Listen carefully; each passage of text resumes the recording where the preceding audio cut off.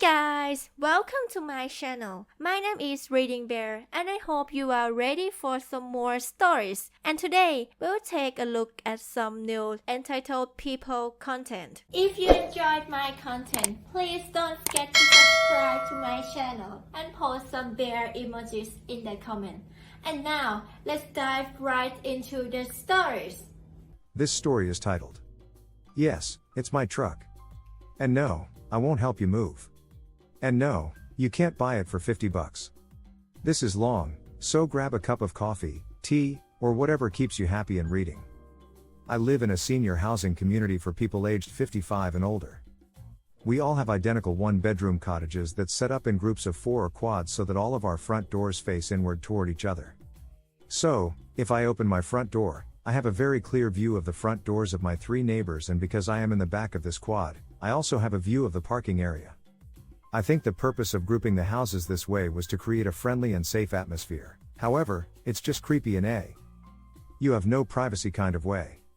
I am female 57, disabled, and have a 16-year-old pickup truck that gets me where I need to go most of the time. If you've ever owned a pickup truck, you'll understand my frustration.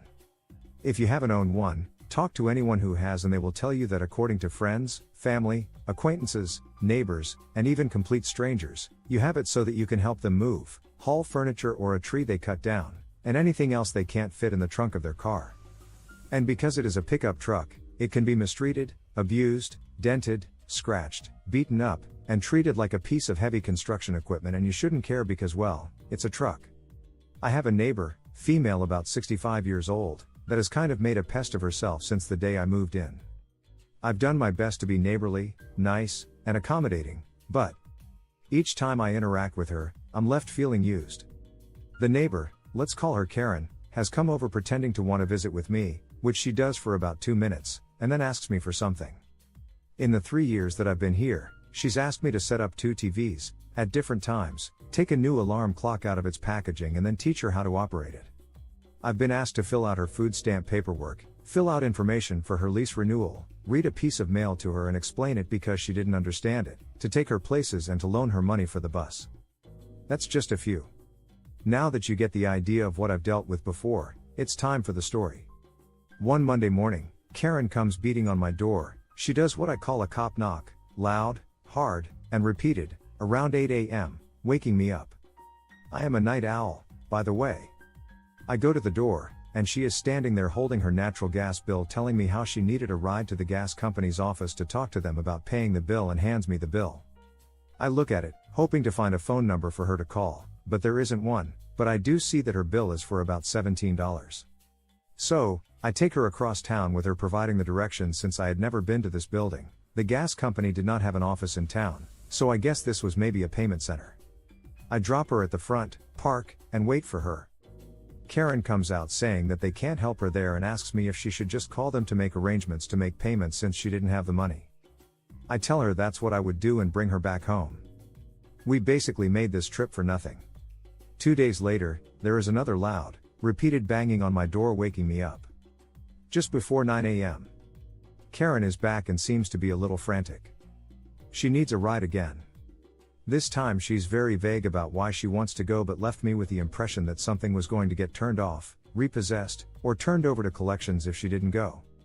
She's also vague as to where she wants to go. She keeps telling me that it's down by the casino, across the street from the gas station. I told her I'd take her, but she would have to point me in the right direction since I've never been to the casino. She gives me turn-by-turn directions until she has me turn left onto the entrance road for the casino. I'm looking around for any other businesses or even the gas station. And I'm not seeing anything other than the casino in front of us and open land on either side. So, I ask her where I'm supposed to be dropping her. Karen points to an upcoming sign and says, "See the sign that says valet? Just follow that sign."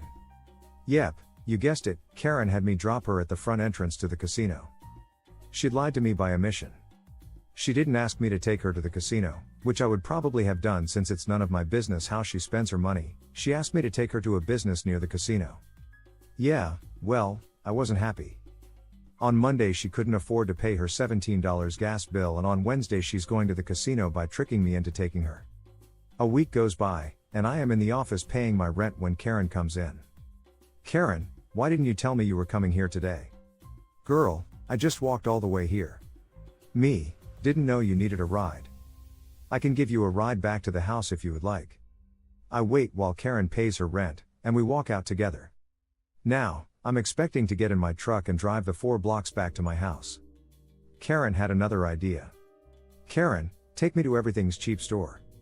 Me, where? Karen, to Everything's Cheap. Just turn here at the stop sign and I'll show you. It's not far. Me, Karen, I'm going to take you there, but I'm not shopping. And I'm not going to sit in the parking lot and wait for you. You'll have to get another ride home or walk. Karen, it's fine. I won't be long. I drop her at the front door, and I go home. A couple of hours later, she bangs on my door. Karen, where did my ride go?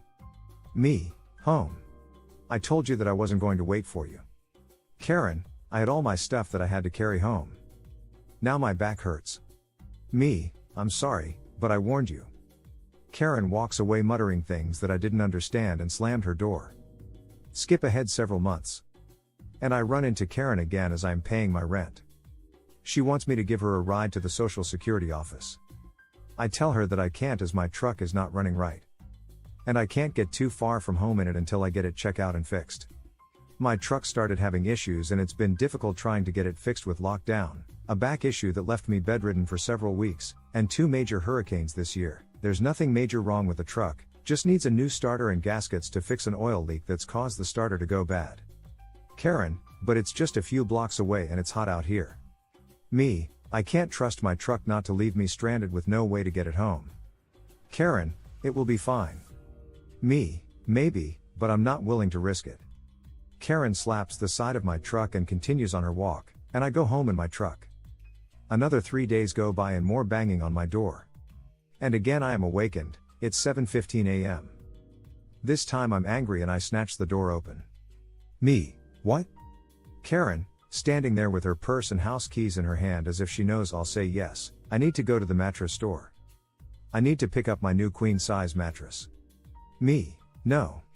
My truck still isn't running right. Karen, but I need your truck to haul the mattress home. Me, no. Karen, it's not a heavy mattress. Me, oh, so who's going to help you get it in and out of my truck and carry it into your house? Karen, the 2 of us can do it. Me, Karen, I have degenerative disc disease. The discs in my spine are disintegrating. I can't lift nor carry a mattress even with someone helping. Karen, but I already bought it. How am I going to get it home? Me, call friends or family to help you. Karen, they don't have a truck and you do. Me, yes, I have a truck, but there is no sign anywhere on it. That says free moving company. I close the door on her and go back to bed. An hour later, more knocking. This time, it's an older man. Man 1, excuse me, but is that your truck? He points at my truck in the parking lot. Me, yes. Man 1, I have an upright piano I need to move and was wondering if I could use your truck. Me, no. I glance over at the neighbor's house, and I see her peeking through a crack in her door. I have a sneaking suspicion she has put this guy up to this to see if I would help him. Man 1, you can drive the truck. I just need to have the piano hauled to my storage unit. Me, how are you going to get an upright piano into the bed of my truck? Man 1, I'll just roll it up a ramp and into the back. Me, do you know how much an upright piano weighs? One person can't push it up a ramp. If you use a ramp on my tailgate, you will break the tailgate and probably lose the piano in the process. My truck is large, but the rear end is not made for hauling a piano and will cause the front end to lift off the ground, preventing my front-wheel drive truck from gaining traction and straining my 16-year-old engine. Man 1, well, could you call 4 or 5 of your male friends to help lift it into the back of the truck? Me, no. I closed the door on this man, too. He didn't come right out and say it, but I felt like he wanted to borrow my truck. So he could go pick up the mattress for Karen. Yeah, I'm a little suspicious. The following morning, I ignore the knocking that occurs every half hour or so over a 3-hour period until she finally gives up. Later that afternoon, I open my door to get the mail out of my box when a second man approaches me out of nowhere. It's like he was hiding around the corner waiting for me to come out of my house. Man 2 points at my truck. It irritates me every time someone does this. is that your truck? Me, feeling very annoyed and snarky, what gave it away? Is it because it's parked in a space clearly labeled with my house number? Or is it because someone told you who the truck belonged to? I point at Karen's house. Man 2, does it run? Me, listen, I don't know what you're wanting me pick up, deliver, move, haul, transport, or tow, but I am not a moving company, taxi, Uber, delivery service, or a tow truck. I won't be doing any of those things and before you ask, I won't be allowing you or anyone else to drive my truck either. Now, do you have any other questions? Man 2, do you want to sell it? Me, what? Why would I want to sell it? Man 2, well, since it needs fixing, I thought maybe you would want to sell it to someone who could afford to fix it. Me, how do you know it needs fixing? Man 2 turns bright red and can't take his eyes off ground. I just thought if you sold it, you could buy something else, and I could fix the truck. Me, tell Karen that I'm not selling you my truck so that you can fix it to give to her. Man 2, I wasn't going to give it to her. Me, pointing at his huge truck parked in Karen's designated space, you want me to believe that you would rather have my 16-year-old truck that needs repair than your brand new truck? How stupid do you think I am? As the older man silently stares at the ground, Karen flings her door open and marches up to me. Karen, just sell him your truck so he can fix it. You clearly aren't going to do it anytime soon. At least I will put it to good use. I need it and I need it more than you apparently do. Now, he's willing to get it fixed for me. So just sell him the damn truck already. Me, my truck is not for sale. When or if I get my truck fixed is absolutely none of your business. Karen, I'm going to call the office and tell them that you have a broken down truck sitting in the parking lot that needs to be hauled to the junkyard. They'll make you get rid of it or fix it. Man 2, Karen, they can't do anything to her. Karen cuts him off. She's so angry, she's crying, shaking, and spitting as she screams. Karen, shut up. Stay out of this. I want that truck and I'm going to get it. I'll call the police. They will make her get rid of it. Man 2, Karen, the police aren't. She cuts him off again. Karen, yes, they will. They'll listen to me. She storms off to call the police. In the meantime, I brought a chair outside along with a can of soda and a bowl of microwave popcorn. I figured this was going to be a good show. Karen and Man 2 have gone inside her house to wait. The neighbor to my left has come out to see what's going on. Let's call her Mary. Mary can't stand Karen, so she drags a chair out and sits next to me. And we share my popcorn. Enter Cop 1 and Cop 2. The cops arrive in about 5 to 6 minutes and walk up to Karen's door and knock while glancing around at Mary and me and grinning. She answers and tells them that I have created an eyesore in the neighborhood by having an old beat up, broken down truck sitting in the parking lot, and she wants it removed immediately. Cop 1, pointing at my truck, yep, he does it, too, and I can't help but roll my eyes. That truck? Karen, yes. Cop 1, that truck is clean, shiny, no dents, no scratches, new tires, are you sure that's the eyesore? Karen, yes. It's 10 years old and broken and she doesn't want to fix it. It's just sitting there doing nothing for months. Me, it's 16 years old. Cop 2, spins around, surprised, seriously? That truck is that old? Wow. It's in great shape. You've taken good care of her. Me, thank you. Karen, I want that truck gone. Cop 2 walks over to me to discuss my truck's mechanical history. So, I explained to him that in the 16 years that I have owned her, I have changed her oil every 3 to 4 months, given her a bath once a month, got her a new set of tires 6 years ago, and when I first began having problems with her starting, I bought a new battery. The old one was the original battery from when I bought the truck off the showroom floor, and when the battery wasn't the problem, I had a mechanic come and look at it. He determined that it was the starter, and the gasket was leaking. All I was waiting on was my friend to come and help me start her. Someone needs to get under the truck and tap the starter while someone else turns over the ignition, so that I can get it to the mechanic's house for him to work on it. Karen, she's lying. That truck hasn't moved in 3 months. Me, offering popcorn to Cop 2 who took a handful, wrong. It hasn't moved in 4 days. It had problems for 3 or 4 months. Cop 1, Ms. Karen, there really isn't anything the police department can do for you. Her truck definitely isn't an eyesore nor is it sitting there in pieces creating a safety hazard. Karen, She's driving down property values. Cop 1 starts chuckling. Miss Karen, you are renting a house in government subsidized senior housing. Cop 2, why don't you tell us the real reason why you want her truck removed? Mary, who has been silent until now, stands up and turns on her best diva soul sister voice and attitude and gives the cops the greatest deep south beautiful black woman sermon I've ever heard. I'll try to write as best I can. Oh, Lord Jesus, help us all. This here woman of the night, want everything she can't have, Lord. I think it's because she pulls her hair back so tight, Lord, she can only see what's in the back of her mind. Aha. She wants her old saggy boy toy of the day here to buy my friend's pick them up truck, so she can go and pick them up, Lord, if you getting what I'm saying. He buy it and trade it to her for a little roll on her nasty sheets. Lord Jesus, help us.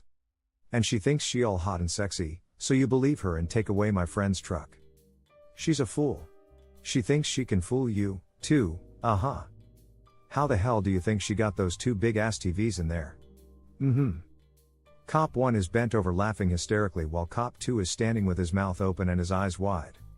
Cop 2 turns to Man 2, is any of that true? Man 2, embarrassed, humiliated, and just looking tired, she wanted the truck and $50. Karen and Man 2 are arrested. Not sure what the exact charges were. But I heard words being thrown around like pandering, solicitation, scamming, and false complaint among others. A couple of days later, Mary told me that Karen returned home. I guess she found a way to get bailed out. I haven't seen her, and I am hoping that I don't. As for my pick-em-up truck, I'm still waiting to get her to the mechanic.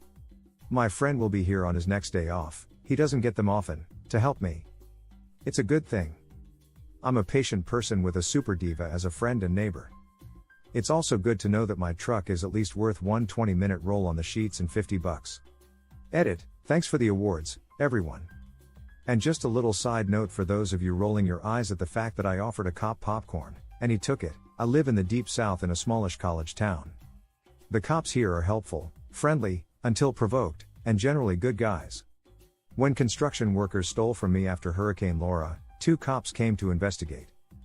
And afterwards I offered them both a bottle of water and they accepted. Thanks for listening.